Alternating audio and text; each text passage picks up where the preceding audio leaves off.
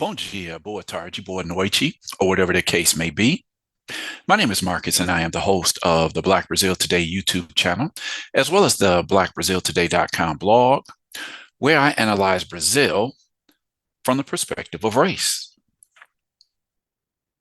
So I got a lot to cover in today's video. It's from a story that I just became aware of a few days ago, and I said, definitely have to cover this story. Don't want to waste too much time in the intro because I got a lot to cover here. So I just want to talk about the ordeal of this couple that I discovered what they, what was going down with them and simply trying to give their child a name. So today's video is called Brazilian Couple Prevented from Registering Child's Name as Piye, an Egyptian pharaoh. The name is a symbol of resistance and Black pride.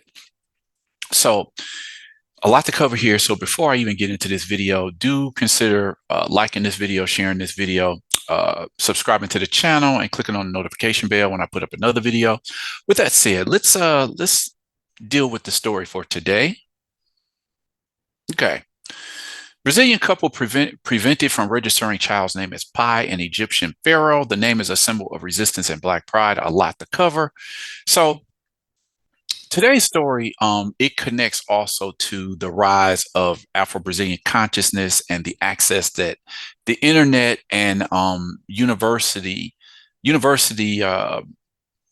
or just say access to the university has presented them with new information that just say a few decades ago just wasn't readily available.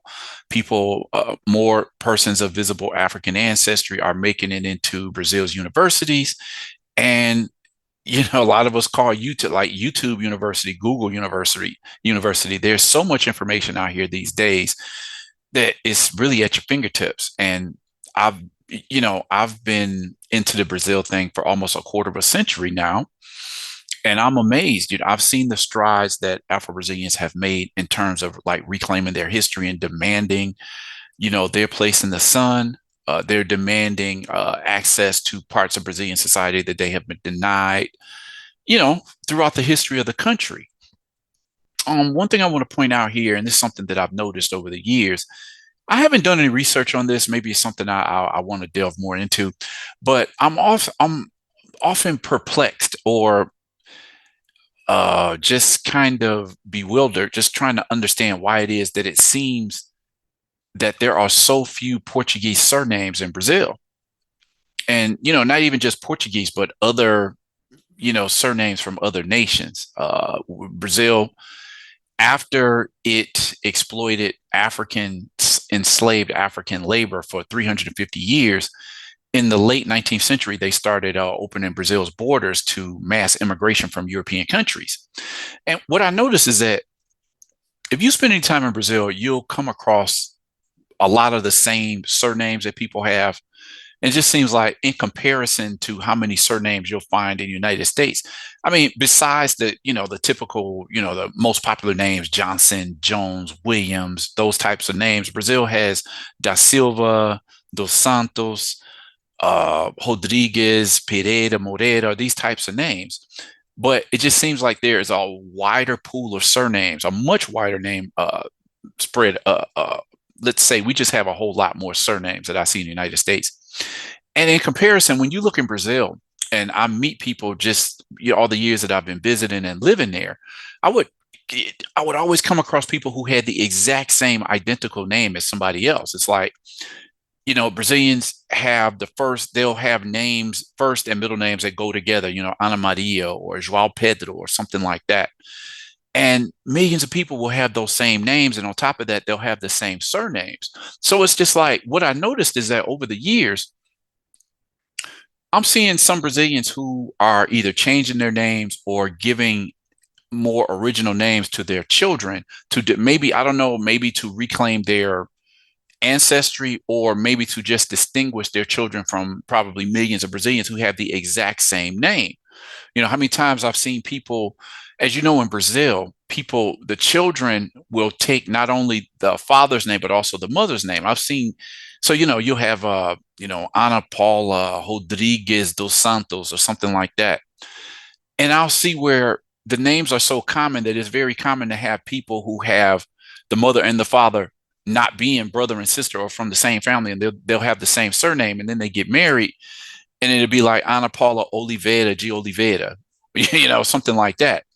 So in the last decade to 15 years, I've seen people actually trying to take names of African origin to give to their children. I'm not saying it's widespread, but as Black consciousness rises in Brazil, we see this as another thing that people are doing to like reclaim their African history or ancestry, right? This story that I'm talking about today happened actually some years ago. It was another story that I covered, and it happened in Rio de Janeiro and involved a couple in Rio who were denied registering their newborn with an African name. So the same thing happened with this couple right here. Let me see. The couple failed to register their daughter with the name that they chose. Let me see if I can remember. It's a form of racism that takes place in Brazil, the racism of subtleties. Okay, so the couple wanted to name the child, what is it, Makida Faluki, which means grandiose, that is at the care of God. But even so, the girl who was born on the 16th, let me see, in the west zone of Rio de Janeiro, still can't be, her name still can't be placed on her birth certificate. This couple actually, in the end, they won. I think they had to go to court to actually claim the right to be able to name their child as they saw fit. And so when I saw the story that I was covering today, I'm like, wow, this happened back in 2016 or 17, because I covered that same story here at the BlackBrazilToday.com blog. So it took me back, like, wow, another couple is going through this. I'm going to talk a little bit about that because, as it turns out, well, I'm going to leave that in the story because it's actually revealed in the story why this is happening. And then since we're talking about how the couple chose the name Piye, or actually the Portuguese version of the name Piye, it has opened up a can of worms on the identity of ancient Egyptians once again, and the dynasties that are associated with ancient Egypt, which I will discuss not at length, but I want to get a little bit into that.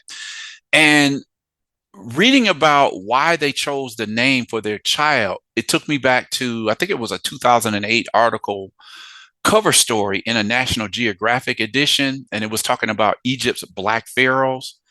Now, on the surface, that seems like a cool thing. They're talking about Black pharaohs of Egypt, but when you really break down what the cover and the story was saying, it's really another trick in order to maintain the image of ancient Egypt as something closer to European, the Eurocentric view of ancient Egypt. I'm going to explain why that is. But first, let's talk about this story. The court's argument is that the child could suffer from bullying in the future, while the parents claim that the name is a symbol of resistance and Black pride. This is the couple right here. This is the depiction of the Black pharaoh known as Piye. Today's story is by Bruna Benches.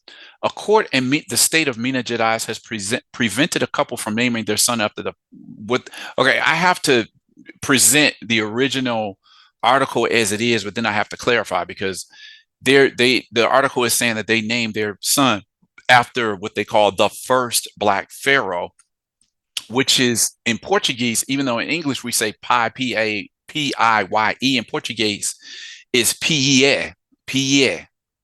10 days after the birth of their first child, dance teacher couple Catarina and Danilo Primola still haven't managed to register the child's name at the registry office. The parents tried to register the name Piye in honor of Egypt's first Black pharaoh. However, the name was not accepted.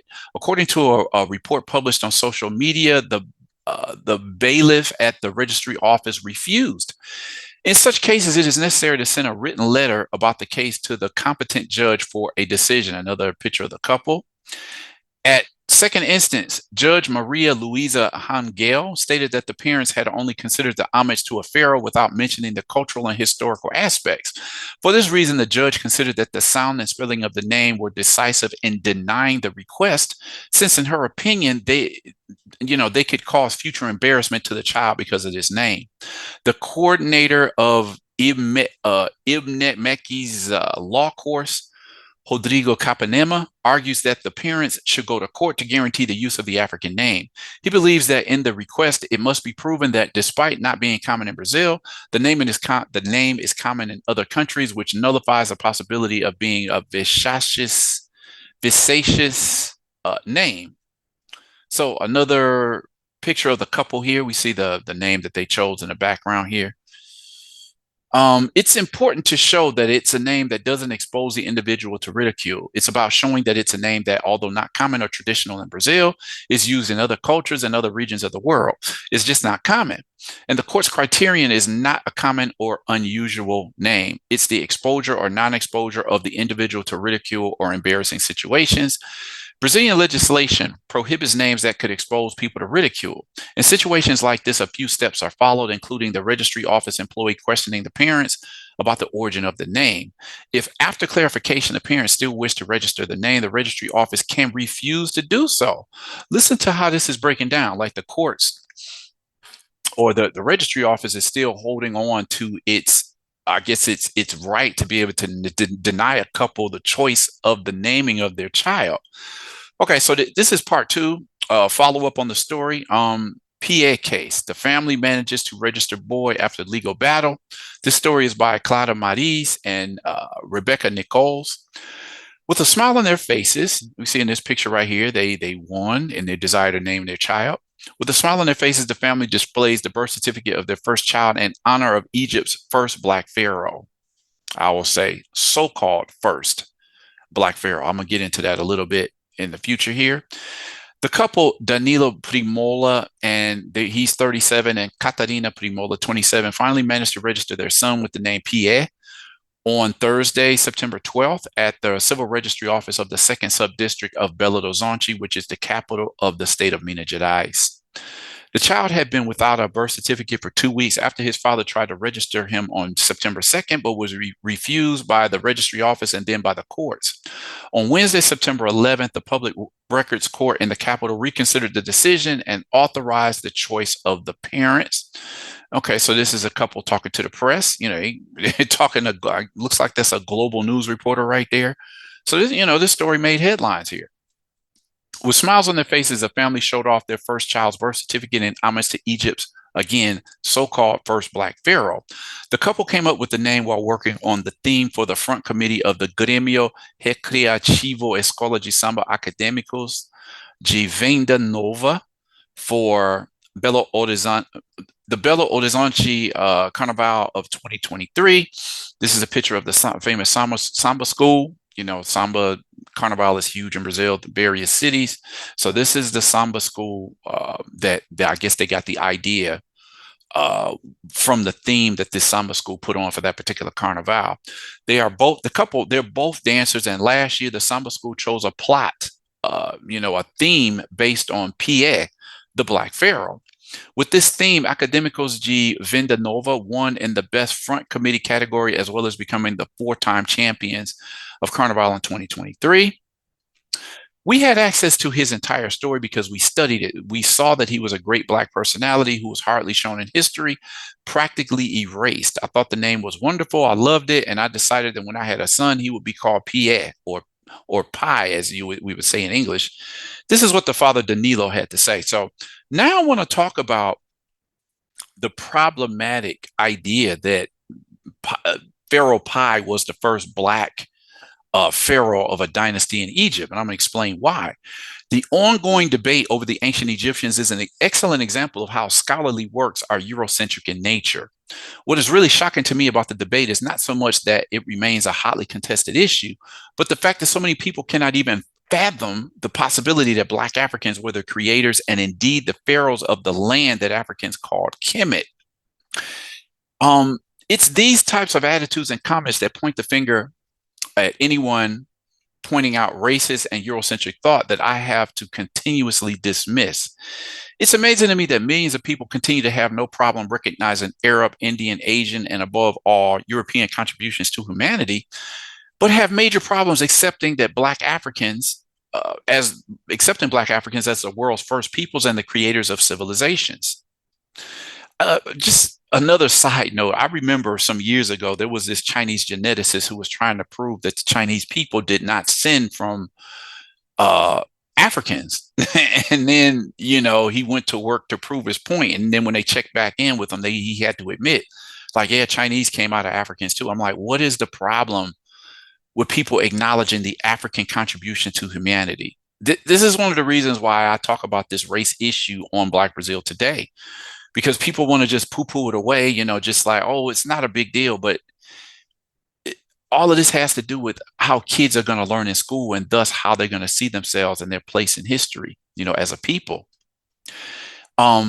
As the Western education system continues to be racist and Eurocentric at its root, and Brazil also teaches its population according to these standards, it should be easy to understand why, with increased access to information, that Black Brazilians are now fighting tooth and nail to retrieve Black Brazilian history, as well as exposing themselves to a glorious African past.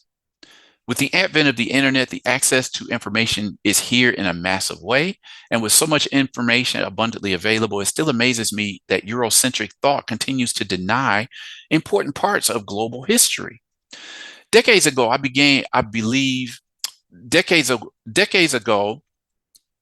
aware that there was a massive conspiracy to alter or completely erase the history of Africa and its people. I came to understand that history can be taught, written, and told by the highest bidder. In other words, you get funded for your research if you say the right thing, according to the powers that be and how they want history to be told. These highest bidders will then go on to share a history that they approve of to the peoples of the world. It's a similar game in the world of sciences. People will claim that they are the science and thus present themselves as the only holders of scientific knowledge. But tell me, what happens when these incredibly powerful people decide to lie and then use their influence in academia and media to manipulate people to accept and believe what it is that they're telling us? We saw a great example of this a few years ago. I won't even get into what happened in the period between 20 and 21. We're still going through that now. There's still a lot of voices of dissent that are speaking on the pandemic that we had a few years ago, right? And this is why I say people who have stamped themselves as the holder of knowledge. What happens when these people start to lie? That's my question. As a teen, all I knew was what I learned in school and what I saw on television. I remember having 2 sets of encyclopedias in my room. That's when we had encyclopedias. So what is it that I should feel years later when I came to discover that there were lies in these encyclopedias that were given a stamp of approval by the powers that be? In my view, if there were just 2 or 3 untruths in these books, it is also possible that there were many more. This is also how I think when it comes to the story of ancient Egypt and its dynasties. After being exposed to numerous sources, it amazed me how it seemed that historians and experts seem to want to remove Egypt from the African continent. I mean, we know what look and culture most modern day Egyptians have, but similar to how many people around the world see the United States as essentially white, 1,000 years ago, this wasn't the case. The same is true of Egypt. In the 1970s, the Senegalese scientist Cheikh Anta Diop, or some people say Diop, some people say Diop, debated a team of Eurocentric Egyptologists on the racial origin of the ancient Egyptians and came out as the winner of that debate. But how did the establishment deal with this? Well, since they couldn't beat him in a debate, they simply decided that his work would never be presented in universities around the world.